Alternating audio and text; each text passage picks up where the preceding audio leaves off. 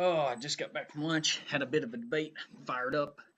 All right, so this week I want to challenge you leaders to challenge the students. First of all, this is what I want to talk about. I want to ask you what your role is in the Enon Baptist Aftershock Student Ministry.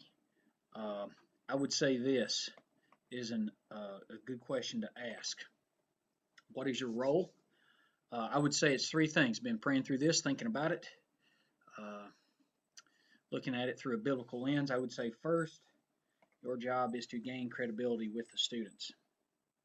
And that is spend time with them, to connect with them so that you can speak into their life.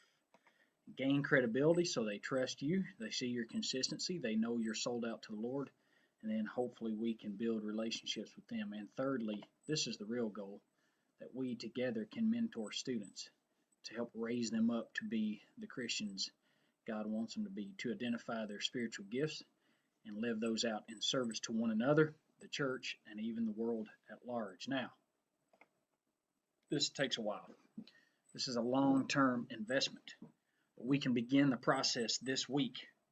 And we're going to do that by each doing a spiritual gifts inventory. We'll learn a lot about others and even ourselves. So Wednesday night, I would love it if all of you guys would show up and lead a small group through this test. Now we're going to flip over and have a look at that. So this is our spiritual gift test. You'll notice that there are 77 questions, and each question is important. And so let's take a look at one of these questions. It says, number one, I can organize my friends or classmates to accomplish a goal or task. Each student would then fill in 0 if that's never true, or conversely, 4 if that's true all the time. And so they'll put a number in each of these slots here all the way down. Here's one, number 14. My heart is heavy for those who are lost without Jesus. Some students never feel that way. Other students feel that way often. So we'll continue down, answer all those questions. Now check this out. Each student then, with your help, will write in the score from each of the questions, 1, 2, 3, 4. And then you'll notice these are grouped in columns.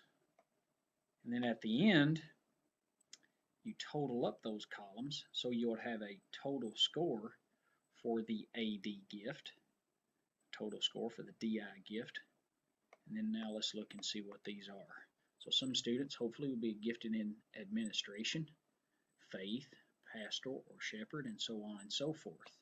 And then we want to rank these from highest score to lowest score, and in that way identify what their spiritual gifts are. So hopefully, Lord willing, Wednesday night we'll do this. I'm going to teach a bit about the concept of us all being a body of believers, and we'll make note of the priesthood of all believers, and then we'll identify some of these spiritual gifts and what they mean.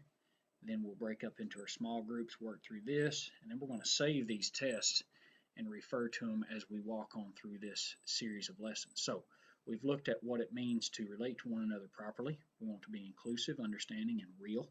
So now we want to look at what does it mean, or what does it look like to be part of a functioning body of believers, more specifically in the context of a youth group. So adult leaders, I need you to consider what your role is in this ministry. Hopefully you will take the steps necessary to gain credibility with the students, build relationships with them, and long-term mentor them. Love you guys. I appreciate you, and we will talk to you soon.